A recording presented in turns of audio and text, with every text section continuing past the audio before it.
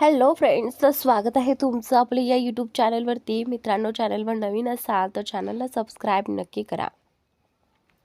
मी तुम्हाला माहिती द्यायला आलो आहे. शूटच्या ठिकाणी अचानक अविकाचं नाव ऐकून अनुषा थोडीशी चकित झाली. तिने लगेच ऋतूकडे पाहत सांगितलं, अरे मग तिला बाहेर का उभं ठेवलंय? ती अवीची बहीण आहे, लवकर तिला आत पाठव. अविका अविराजची बहीण आहे हे कळताच ऋतू धावत बाहेर गेली आणि अविकाला आत येण्याची विनंती करत होती. I am so sorry ma'am, मला माहिती नव्हतं की तुम्ही प्रेसिडेंट राठोड यांची बहीण आहात. हे पाहून अविकाने हसत ऋतूच्या खांद्यावर हात ठेवला आणि शांतपणे म्हणाली, हे काहीच प्रॉब्लेम नाही. तू फक्त तुझं काम करत होतीस. माझ्या जागी कोणीही असतं तरीही तू अगदी बरोबरच केलंस. सॉरी म्हणायची काहीच गरज नाही, असं म्हणत ती आत निघून गेली. अविकाचा इतका साधा आणि नम्र स्वभाव पाहून ऋतूला खूप बरं वाटलं. ती खूप हसत स्वतःशीच म्हणाली, खरंच ही प्रेसिडेंटचीच बहीण आहे, अगदी त्यांच्यासारखीच.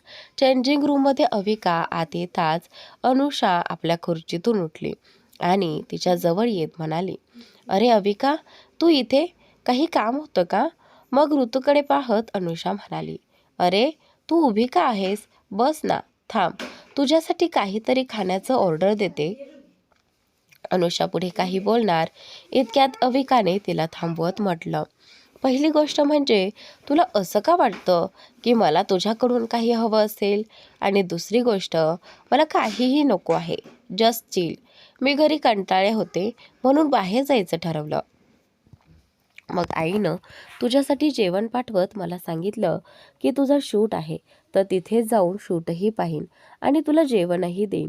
असं म्हणत तिने आपल्या हातातील बॅग अनुषाकडे दिली. हे घे, आईने तुझ्यासाठी पाठवलं आहे. अनुषाने ती बॅग घेत बाजूला ठेवली आणि पुन्हा तयारीला लागली. तेव्हा अविका म्हणाली, अरे असं जेवण बाजूला का ठेवलंस? दुपार तर केव्हाच झाली आहे, आधी जेव आणि मग कामाला जा. इतकं सगळं आपल्यासाठी कोणी करतंय हे पाहून अनुषाला थोडंसं विचित्र वाटलं, पण तिने फार विचार न करता जेवण काढलं आणि अविकालाही सोबत जेवायला सांगितलं. त्यावर अविकाने सांगितलं की ती आधीच जेवून आली आहे आणि हे जेवण राधिकाजींनी खास अनुषासाठीच बनवलं आहे, त्यामुळे ते अनुषानेच खावं. अनुषाने विषय पुढे न नेता शांतपणे जेवायला सुरुवात केली. थोड्या वेळात तिचं जेवण झालं तेवढ्या तिची मेकअप आर्टिस्ट आत आली आणि हलकंसं नॉर्मल मेकअप करू लागली, कारण आज फोटोशूट नव्हतं आणि परफेक्ट लुकची गरजही नव्हती. सगळं तयार झाल्यावर ऋतू आत आली आणि अनुषाला शूटसाठी बोलावत म्हणाली, मॅम तुमचं झालं ना, आता स्टेजवर जायची वेळ झाली आहे. सगळ्या मॉडेल्सना बोलावत म्हणाली. हो, माझं झालं आहे, तू चल, मी येते, असं म्हणत अनुषा हिल्स घालत होती. मग अविकाकडे पाहून म्हणाली, चालतेस का? अविकाने लगेच नकार देत म्हटलं, तू जा, मी थोड्या वेळाने येईन, मला थोडं काम आहे. अनुषाने त्यावर काही न बोलता तिथून निघून गेली. अनुषा गेल्यानंतर अविकाच्या चेहऱ्यावर एक अपटी स्मित उमटलं. अनुषा ज्या दिशेने गेली होती तिकडे पाहत केसांची एक बट फिरवत ती स्वतःशीच म्हणाली, जा, मजेत जा. आजच्या शूटमध्ये जे काही होणार आहे ते तू कल्पनाही केली नसेल, पण मला काय, मला जे करायचं होतं ते मी केलं आहे. आता फक्त तमाशा बघायचा आहे. चला, मीही जाऊन बघते, कुठला इंटरेस्टिंग सीन मिस नको व्हायला, असं म्हणत तीही तिथून निघून गेली. दुसऱ्या बाजूला रॅम्प स्टेजच्या बॅक स्टेजवर अनुषा काही मॉडेल्सच्या मागे उभी राहून आपल्या नंबरची वाट पाहत होती. ती ऋतूसोबत आजच्या मीडिया इंटरॅक्शनबद्दल बोलत होती. तेवढ्यात थोड्या अंतरावर उभी असलेली निशा अनुषाकडे टक लावून पाहत आपल्या मॅनेजरला चिडून म्हणाली, अखेर काय प्रॉब्लेम आहे? या 2 पैशांच्या मॉडेलला अजूनपर्यंत काहीच कसं झालं नाही? मॅनेजर काही उत्तर देणार इतक्यातच तिच्या मागून एक आवाज आला, इतका उतावळेपणा पण चांगला नसतो, थोडं थांबा, वेळ आल्यावर जे व्हायचं ते होणारच. तो आवाज ऐकताच निशाने मागे वळून पाहिलं. समोर तीच व्यक्ती उभी होती ज्याची ती वाट पाहत होती. तिला पाहून निशा एक खतरनाक स्मित करत म्हणाली, का नाही, आता काम तर व्हायलाच हवं होतं. आणि ते काम करणारी व्यक्तीच इतकी परफेक्ट असेल तर अजूनच मजा येते. खरंच सांगते, तू तुझ्या भावापेक्षाही जास्त चालाक निघालीस. वेल डन. आणि हो, तुझा अभिनय खूपच छान आहे. I am impressed. निशाच्या तोंडून स्वतःचं इतकं कौतुक ऐकून ती व्यक्ती म्हणजे अविका डोळे वाटारत म्हणाली, ओ प्लीज, आता बटरिंग बंद कर आणि मला पुढचं सगळं शांतपणे एन्जॉय करू दे. निशाला अविकाच्या ॲटिट्यूडमध्ये तिच्यावर प्रचंड राग येत होता. मुळातच तिला अविका कधीच आवडलेली नव्हती. ती जशी अविकाला काही बोलायला जाणार होती तितक्यात तिच्या मॅनेजरनं तिला लगेच थांबवत तिच्या कानात कुजबुजून सांगितलं, निशा, काय करतेस तू? वेडी झालीस का? विसरू नको ती कोण आहे. ASRची बहीण आहे ती आणि आता आपल्याला तिची खूप गरज आहे. तुला ASRच्या आयुष्यात परत जायचं आहे की नाही? मग सध्या गप्प बस आणि या अविकाच्या होकाराला होकार देत राहा. एवढं बोलून तिने जवळून जाणाऱ्या एका क्रू मेंबरकडून निशाची ड्रिंक घेतली आणि ती त्याच्या हातात देत म्हणाली, हे घे आपली ड्रिंक, पकड आणि शांत राहा. मॅनेजरचं बोलणं समजून घेत निशाने आपल्या मनातला राग आतच दाबून ठेवला. तिने एक खोल श्वास घेतला आणि शांतपणे आपली ड्रिंक पिऊ लागली. दुसरीकडे रॅम्प स्टेजवर अनुषाची वेळ आली तेव्हा ती आपल्या बॉडी लॉंग गाऊनला अतिशय ग्रेसफुली कॅरी करत स्टेजवर पुढे चालू लागली. वॉक सुरू करताना तिचे एक्सप्रेशन्स अगदी नॉर्मल होते, पण चेहऱ्यावर एक वेगळाच आत्मविश्वास आणि ॲटिट्यूड दिसत होता, जो तिच्या ड्रेससोबत त्या क्षणी अगदी परफेक्ट बसत होता. ती चालत चालत समोर बसलेल्या जजेसकडे पाहत होती. तेवढ्या तिची नजर थोड्या अंतरावर खाली बसलेल्या अविराजकडे गेली. ज्या ठिकाणी अविराज बसला होता तिथे खूप अंधार होता, पण तरीसुद्धा अनुषासाठी त्याची उपस्थिती जाणवण्यासाठी आणि त्याला ओळखण्यासाठी त्याचा एक क्षणभराचा लूक पुरेसा होता. अविराजला पाहताच अनुषाच्या चेहऱ्यावर हलकीशी स्मितरेषा उमटली. त्यामुळे तिचा परफॉर्मन्स जजेसच्या नजरेत आणखी प्रभावी वाटू लागला. सगळेच तिच्या सादरीकरणाने खूप प्रभावित झाले होते. अनुषा स्टेजच्या पुढच्या टोकापर्यंत आली.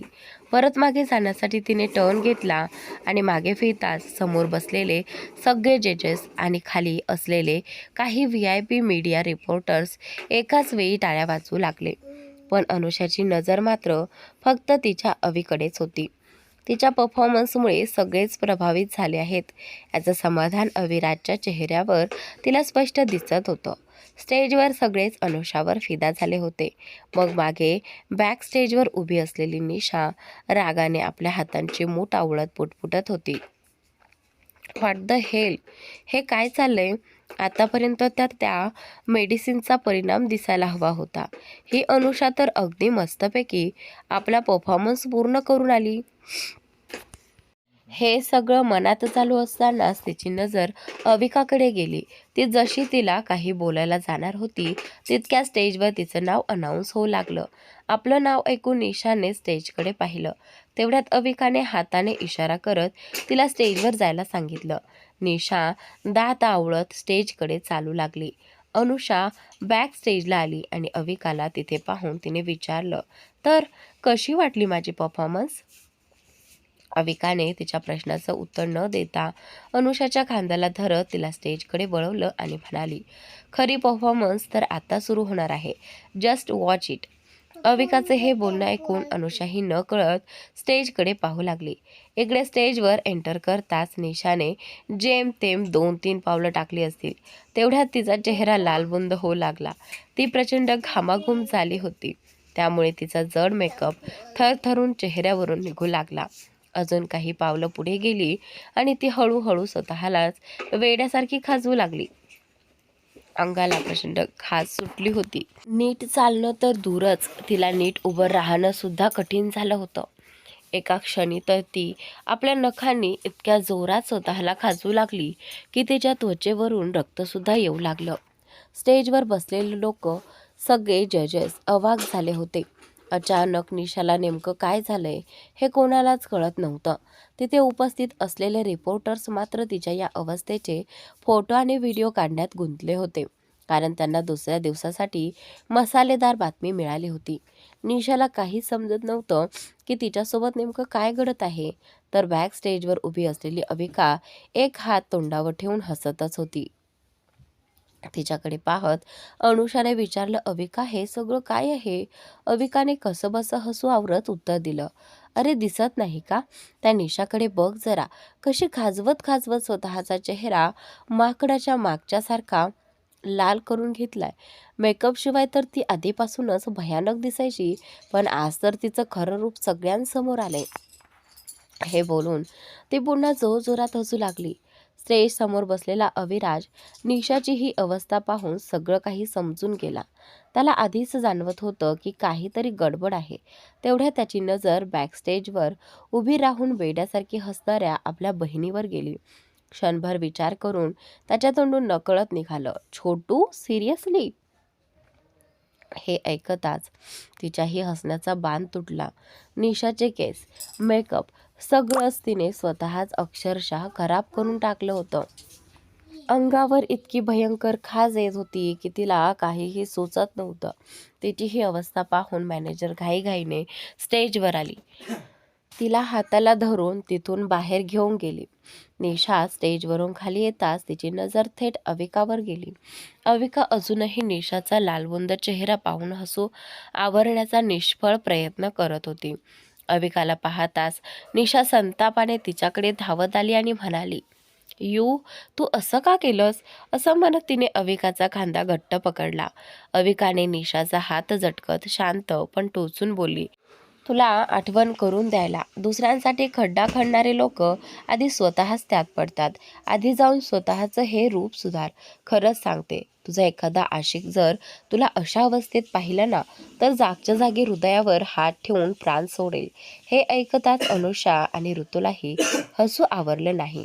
निशा पुन्हा काहीतरी संतापात बोलायला जाणार इतक्यात तिच्या मॅनेजरने तिला ओढत म्हणाल्या, आधी इथून निघ, नंतर या लोकांशी हिशोब कर. निशा रागाने पाय आपटत तिथून निघून गेली. निशाच्या चेंजिंग रूममध्ये निशा वेड्यासारखी ओरडत स्वतःला सतत खाजवत होती आणि मॅनेजरवर चिडून म्हणत होती, तू किती मूर्ख आहेस. एक तरी अँटिडोट जवळ ठेवायला नको होतं का? आता मी काय करू? लगेच कोणाला तरी सांगून अँटिडोट मागव. मला खाजेने वेड लागेल असं होतंय. तिची ही अवस्था पाहून मॅनेजर कोणाला तरी फोन करून अँटिडोट मागवणार इतक्यातच कोणीतरी आत येऊन एक औषधाची बाटली थेट टेबलवर फेकत म्हणालं, हे घे, पाण्यात मिसळून पिऊन टाक. आवाज ऐकून निशाने वर पाहिलं तर समोर अविका उभी होती. निशाने पाहत अविकाने उपरोधाने म्हटलं, घे, अँटिडोटच आहे, विष नाही. कारण मला तू इतक्या लवकर मरावी असं अजिबात वाटत नाही. तुझ्यासाठी अनुषाच पुरेशी आहे. निशाने काहीही न बोलता ते औषध पिऊन टाकलं. थोड्या वेळाने तिला बरं वाटू लागलं. तेव्हा तिने अविकाकडे पाहून विचारलं, तू असं का केलंस? तुलाही तर अनुषा आवडत नाही ना? हे ऐकून अविकाने हात छातीवर बांधले आणि ठामपणे म्हणाली, पहिली गोष्ट, मला तिच्याशी प्रॉब्लेम आहे, तिरस्कार नाही. आणि जरी असता ते तरी आमच्यातलं आहे. तुला मध्ये पडायचं कोणी सांगितलं होतं? क्षणभर विचार केल्यासारखं करून ती पुढे म्हणाली, किंवा खरं सांगू, तुला वाटलं होतं का की माझा वापर करून तू तिला स्पर्धेतून बाहेर काढशील, सगळा दोष माझ्यावर टाकशील आणि स्वतः मात्र स्वच्छ सुटशील? प्लॅन भारी होता तुझा, पण तू हे कसं समजून बसलीस की मी तुझ्या इशाऱ्यावर नाचेन? तुला वाटलं होतं का तू मला चिथावशील आणि मी तुझ्या सांगण्यावरून तिला ॲलर्जिक औषधं देईन, तिची परफॉर्मन्स बिघडवेन आणि तू सहज पुढे जाशील? असं म्हणत तिने निशाची हनुवटी पकडली आणि थंड हसत म्हणाली, पण दुर्दैव, या खेळात मी तुलाच अडकवलं. अनुषाला देणार होतं ते औषध मी थेट तुझ्याच ड्रिंकमध्ये मिसळवलं आणि तुला कळलं सुद्धा नाही. हे सगळं ऐकताच निशा संतापाने उभी राहिली आणि किंचाळत म्हणाली, अविका, हे तू योग्य केलं नाहीस. मी तुला सोडणार नाही. तेवढ्यात अविका आवाज चढवत म्हणाली, आवाज खाली ठेव. विसरू नकोस तू कोणाशी बोलतेस. मी अविका सिंग राठोड आहे, सारची बहीण. माझा एक केसही वाकडा करता येणार नाही तुला. आणि ज्याला दुखवण्यासाठी तू मला वापरू पाहत होतीस ना, त्याच्यात माझ्या भावाचा श्वास आहे आणि तो तिला स्वतःच्या जीवापेक्षा जास्त प्रेम करतो. मग तू हे कसं समजलीस की माझ्याच भावाला दुखावेन? आजपासून माझ्या भावापासून आणि त्याच्या होणाऱ्या बायकोपासून लांब राहा, नाहीतर मी तुला सोडणार नाही. असं म्हणत अविका संतापात तिथून बाहेर निघून गेली. ती बाहेर येता समोर जे दृश्य दिसलं ते पाहून ती जागीच थबकली. अविका जशीच निशाच्या चेंजिंग रूममधून बाहेर आली तसंच तिच्यासमोर अनुषा आणि अविराज उभे असल्याचं तिला दिसलं. त्यांना पाहूनही ती काही न बोलता निघून जाणार होती. तेवढ्यात अविराज म्हणाला, निघून जाण्याआधी एवढं तरी सांगून जा, अचानक तू इथे कोणत्या कामासाठी आली होतीस? अविका काही बोलणार इतक्यातच अनुषा मध्येच म्हणाली, आता हेही सांगायचं नाहीस की आईने माझ्यासाठी पाठवलेलं जेवण तू घेऊन आली होतीस? कारण तुलाही माहीत आहे आणि मलाही, ते जेवण आईने बनवलं नव्हतं. अनुषाचं बोलणं ऐकताच अविकाचे डोळे विस्पारले गेले. थोडी हडबडत ती म्हणाली, तुला हे माहीत होतं तरी सुद्धा? अनुषा शांतपणे तिचं बोलणं पूर्ण करत म्हणाली, हो, मला माहीत होतं. पहिलाच घास घेतल्यावर मला कळलं की ते जेवण आईच्या हातचं नाही. ते तू नक्कीच कुठल्या तरी रेस्टॉरंटमधून आणलं होतंस. हे ऐकून अविका अजूनच आश्चर्यचकित होऊन म्हणाली, मग तू ते खाल्लंस तरी का? अनुषा हलक्या स्मितहास्यासह तिच्या जवळ गेली. तिच्या गालावर हात ठेवत ती म्हणाली, कारण मला माहिती होतं की तुला माझ्याबद्दल काहीतरी आक्षेप आहेत, पण तरी सुद्धा तू अविराजची बहीण आहेस. तू मला कधीच इजा करणार नाहीस याची खात्री होती. आणि मला हेही बघायचं होतं की ते जेवण खाल्ल्यानंतर नेमकं काय होतं. अनुषाच्या हाताला दूर सारतं. अविका आजूबाजूला पाहत म्हणाली, खरं तर निशा माझ्याशी फोनवर बोलत होती आणि ती सगळं ऐकत होती, म्हणूनच मला ते सगळं करावं लागलं. अनुषा शांतपणे म्हणाली, कारण काहीही असो, पण माझ्या बाजूने उभं राहिल्याबद्दल थँक्स. ते ऐकताच अविका थोडी उद्धटपणे म्हणाली, मला तुझ्या थँक्यूची अजिबात गरज नाही.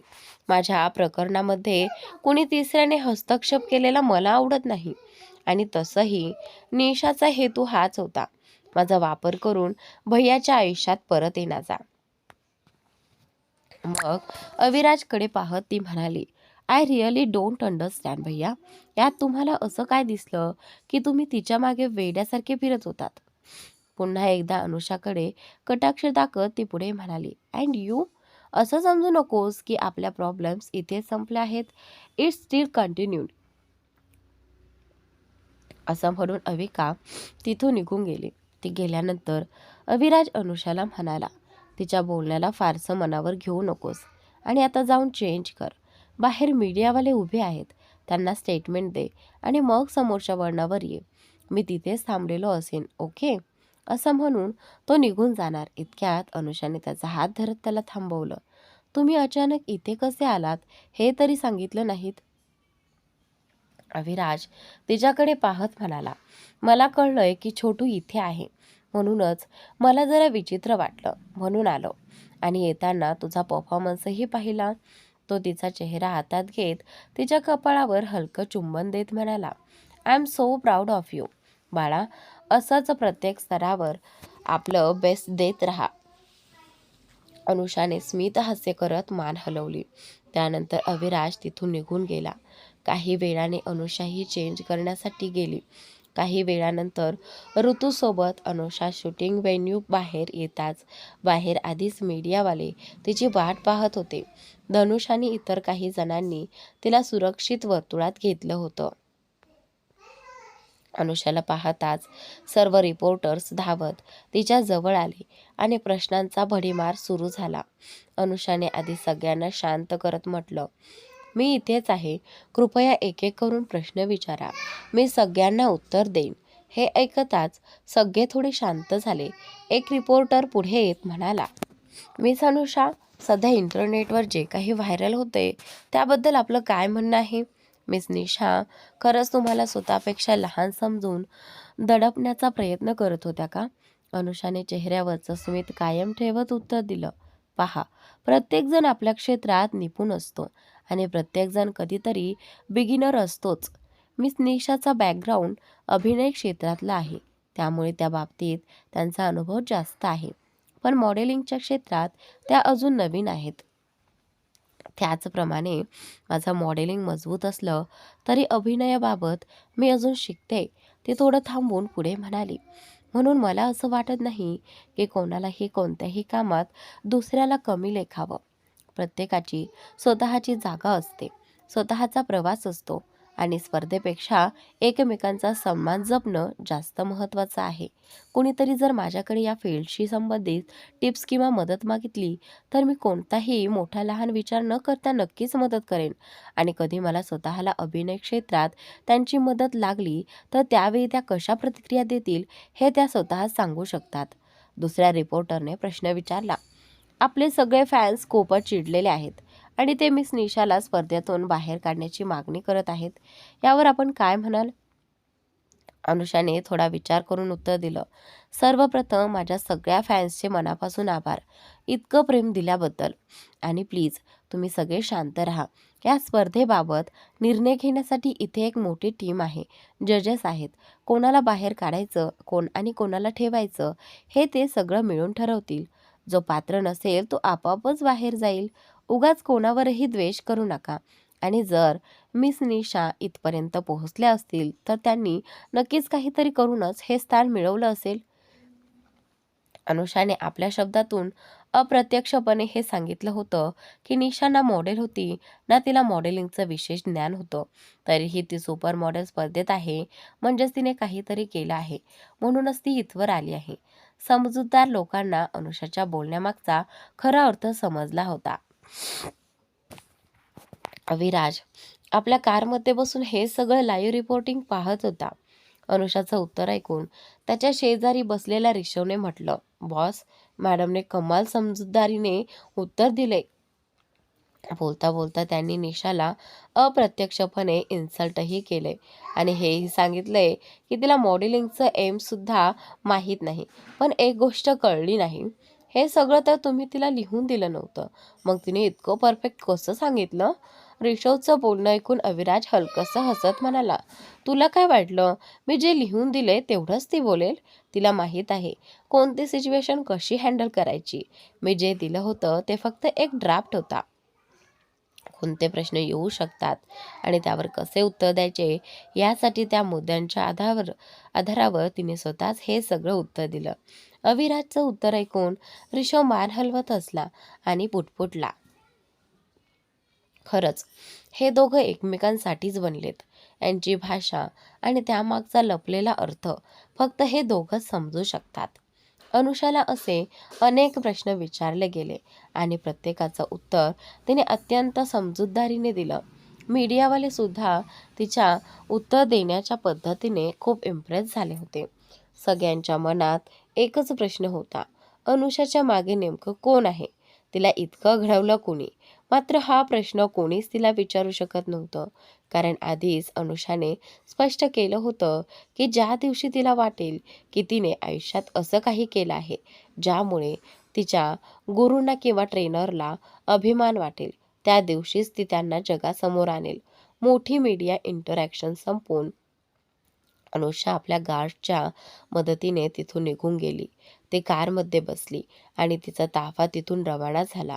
अनुषा बाहेर गेल्यानंतर थोड्याच वेळात निशा तिथे आली. तिला पाहताच रिपोर्टर्सनी पुन्हा तिला घेरलं आणि प्रश्नांची सरबत्ती सुरू केली. मिस निशा, तुम्ही तर अभिनय क्षेत्रातून आहात ना, मग अचानक या मॉडेलिंग स्पर्धेत काय करत आहात? आज शो दरम्यान तुमच्यासोबत नेमकं काय घडलं होतं? तुम्ही इतकी विचित्र वागत का होतात? तुम्ही स्वतःला इतकं मोठं समजता का की बिगिनर्स तुम्हाला काहीच वाटत नाहीत? आणि तुम्ही त्यांना दाबवण्याचा प्रयत्न करता. अशा अनेक प्रश्नांचा मारा होताच निशा संतापून ओरडली, जस्ट स्टॉप इट. तुम्ही कोण आहात मला असे प्रश्न विचारणारे? विसरू नका मी कोण आहे. मी सुपरस्टार आहे. हॉलिवूड चित्रपट करायला जाणार आहे. आणि तुम्हाला वाटतं का की मी या 2 दिवसांपूर्वी आलेल्या मॉडेलचा काही फरक पडतो? Now just get lost from here. तिने आपल्या गार्ड्सना इशारा केला आणि त्यांनी जवळजवळ ढकलतच मीडियाला बाजूला केलं. निशा कारमध्ये बसली आणि तिथून निघूनही गेली. रागाच्या भरात निशाने स्वतःसाठी कित्येक मोठी अडचण उभी केली आहे याची तिलाही जाणीव नव्हती. पब्लिक फिगर असून मीडियाशी गैरवर्तवणूक ही गोष्ट तिच्या संपूर्ण करिअरसाठी धोकादायक ठरू शकत होती. त्यातच सगळ्यांसमोर अनुषाला 2 दिवसांची मॉडेल म्हणत तिने न्यू कमर्सविषयी मनातला विषारी अहंकारही उघड केला होता. निशा निघून गेल्यानंतर रिपोर्टर्सनी आपल्या न्यूज कव्हर करायला सुरुवात केली. जसं तुम्ही पाहिलंत, मिस अनुषा आणि मिस निशाच्या वागण्यात जमीन अस्मानाचा फरक आहे. जिथे मिस अनुषाने अत्यंत प्रेमाने सगळ्यांशी संवाद साधला, प्रत्येक प्रश्नाचं शांतपणे उत्तर दिलं, तिथेच मिस निशा स्वतःला फार मोठी स्टार समजून मीडियालाच कमी लेखताना दिसली. मिस अनुषासोबतही गार्ड्स होते, पण त्यांनी कधीच आमच्याशी वर्तन केलं नाही किंवा आम्हाला थांबवलं नाही. मात्र मिस निशाने तुम्ही गाईडच्या माध्यमातून आम्हाला धक्का देऊन बँकर हटवून घेतलात. हे सगळं लाईव्ह पाहत अविराज आपल्या कारमध्ये बसून जोरजोरात हसत होता. त्याला हसताना पाहून ऋषभ म्हणाला, मला आधी वाटायचं या बाईची अक्कल गुडघ्यात आहे, पण आता तर वाटतंय की ती गुडघ्यातही उरलेली नाही. सरकत कुठेतरी पडून गेली असावी. मीडियाला अशा पद्धतीने अपमानित करणं तिला फार महागात पडणार आहे. आधी तुम्ही तिच्या सोबत होता. तिच्या सगळ्या मूर्खपणाची जबाबदारी तुम्हीच सांभाळायचात. पण आता पाहूया स्वतः पसरवलेला गोंधळ ती कसा आवरणार आहे. असं म्हणत तोही अविराजसोबत हसू लागला. निशाबाबतची बातमी लाईव्ह गेल्यामुळे ती क्षणातच सगळीकडे व्हायरल झाली होती. लोक सोशल मीडियावर तिला अक्षरशः झोडपत होते. ही निशा स्वतःला काय समजते? बॉलिवूडच्या चित्रपटात संधी मिळाली नाही म्हणून स्वतःला स्टार समजते? अनुषाने अगदी बरोबर सांगितलंय. या निशाला मॉडेलिंगमधलं सुद्धा कळत नाही आणि थेट इंटरनॅशनल सुपर मॉडेल स्पर्धेत भाग घ्यायला निघाली. आम्हाला माहीत नाही का अशा लोकांना संधी कशा मिळतात? हो ना, एक संधीसाठी कित्येक लोकांसोबत झोपली असेल. तुम्हाला माहिती आहे का, निशाला ASR एंटरटेनमेंट्समधून केव्हाच काढून टाकलं आहे. नक्कीच याच तिच्या हरकतींमुळे मिस्टर ASRने तिला कंपनीतून बाहेरचा रस्ता दाखवला असेल. आणि मध्ये अफवाही होत्या ना की मिस्टर ASR आणि निशा रिलेशनमध्ये होते. मला तर वाटतं निशाने आधी त्यांनाच फसवलं असावं. अशा असंख्य कमेंट्समधून सगळीकडे निशावर टीका होतच होती. निशाचा बंगला. ती रागाने वेडी होऊन घरातल्या वस्तू फोडत सुटली होती, तर तिची मॅनेजर थोड्या अंतरावर उभी राहून डोक्यावर हात ठेवून हे सगळं पाहत होती. ओ गॉड निशा, प्लीज थांब. तुझ्या याच रागामुळे ही सगळी परिस्थिती निर्माण झाली आहे. पाण्यात राहून मगरीशी वैर काढायची गरज काय होती? तू एक सेलिब्रिटी आहेस, पब्लिक फिगर आहेस. मीडियाला अशा पद्धतीने अपमानित कसं करू शकतेस? असं म्हणत तिने पुन्हा एकदा निशाला थांबवायचा निष्फळ प्रयत्न केला. निशाने जवळचा एक फुलदाणी उचलून जोरात खाली आपटली आणि किंचाळत म्हणाली, आह, हे सगळं त्या 2 कवडीच्या मॉडेलमुळे झालं आहे. मी तिला सोडणार नाही. तिच्यामुळेच अविराज माझ्या हातातून निसटला. त्याच्या सपोर्टशिवाय पुढे जाणं माझ्यासाठी किती कठीण आहे हे तुला माहिती आहे ना? सध्या मी ज्या परिस्थितीत आहे, जर अविराज माझ्यासोबत असता तर तो एका क्षणात.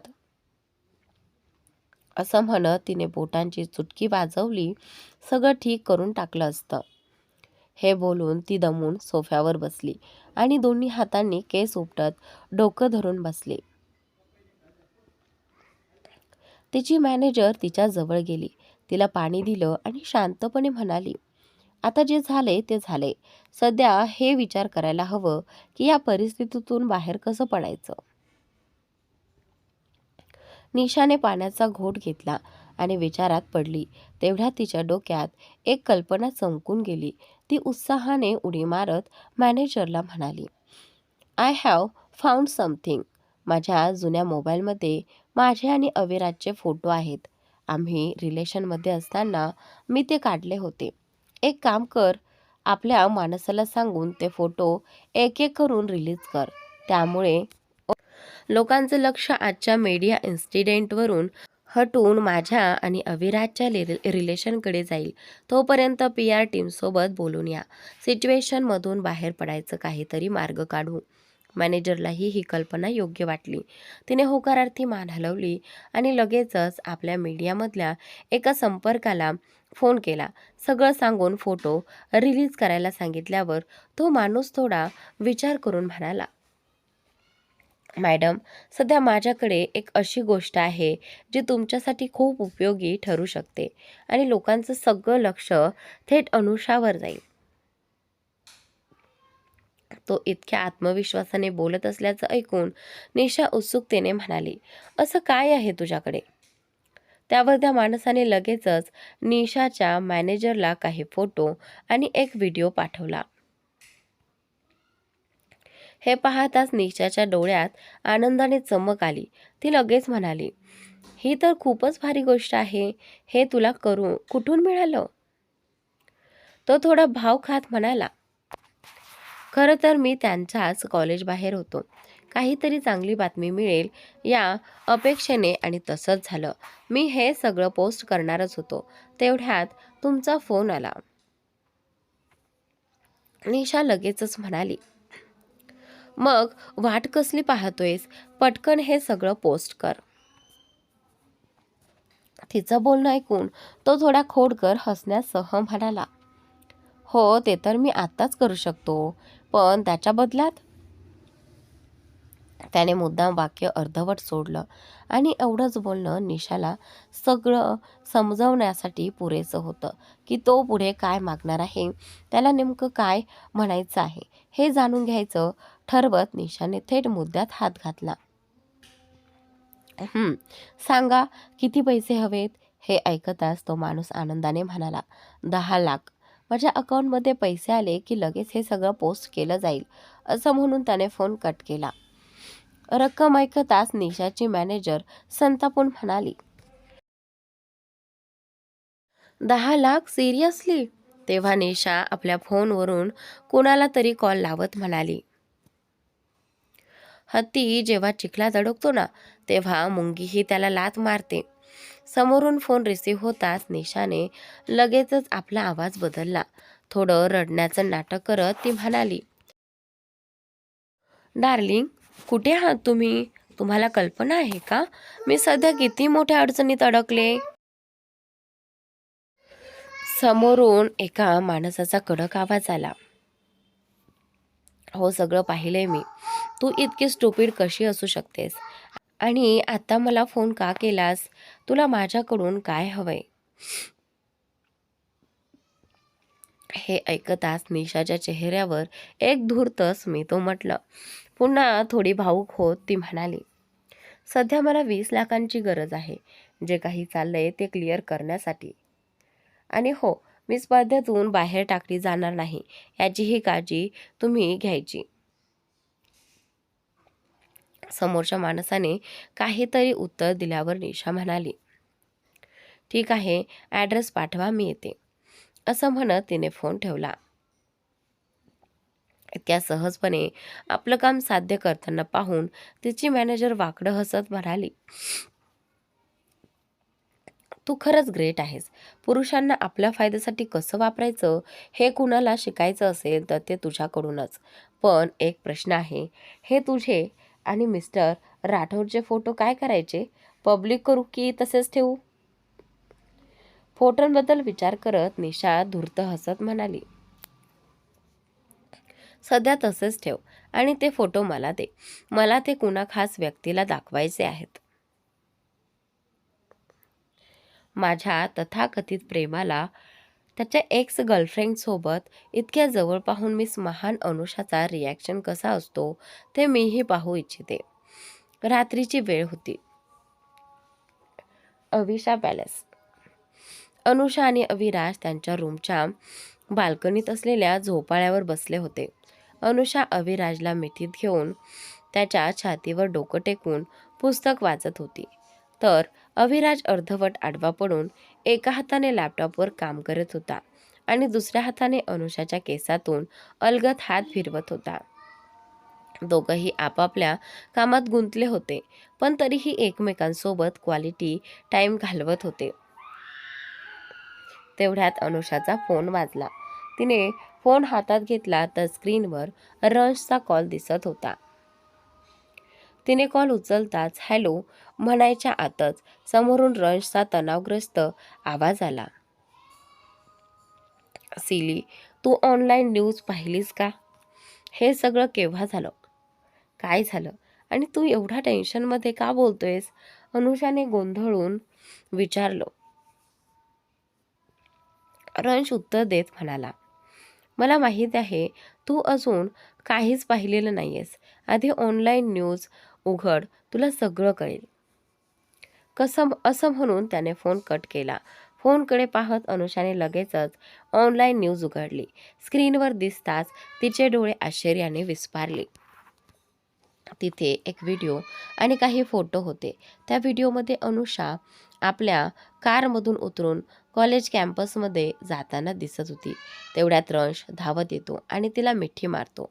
पुढे व्हिडिओ थोडा कट करून दाखवलेला होता, ज्यात अनुषा ही रंशच्या पाठीवर हात ठेवत त्याला समजावत काहीतरी बोलताना दिसत होती. हा तोच दिवस होता ज्या दिवशी निशाने अनुषाला दुखावलं होतं. त्याच्या दुसऱ्या दिवशी कॉलेजमध्ये अनुषाला पाहून काळजीपोटी रंश तिला भेटायला आला होता आणि भावनेच्या भरात त्याने तिला मिठीही मारली होती. त्या व्हिडिओसोबत काही फोटोही होते, जे त्याच व्हिडिओमधून काढलेले होते. त्याखाली दिलेलं कॅप्शन असं होतं की पाहणाऱ्यांना अनुषा आणि रंश गुपचूप एकमेकांना डेट करत आहेत असंच वाटावं. हे सगळं पाहून अनुषा पूर्णपणे हादरली. तेवढ्या तिला काहीतरी जाणवलं. तिने मान वर करून अविराजकडे पाहिलं. तो कोणतीही भावना न दाखवता एकटक तिच्या फोनकडेच पाहत होता. हे दृश्य पाहताच अनुषाच्या अंगात अक्षरशः जीव गोळा झाला. हे सगळं मी आता अविराजला कसं समजावून सांगू? हा विचार तिच्या मनात घोळत राहिला. ती पटकन अविराजच्या छातीवरून उठली आणि सरळ बसत म्हणाली. तर मित्रांनो, आजचा भाग इथेच संपतोय. पुढील भाग नक्की पहा आणि चॅनलला सबस्क्राईब नक्की करा.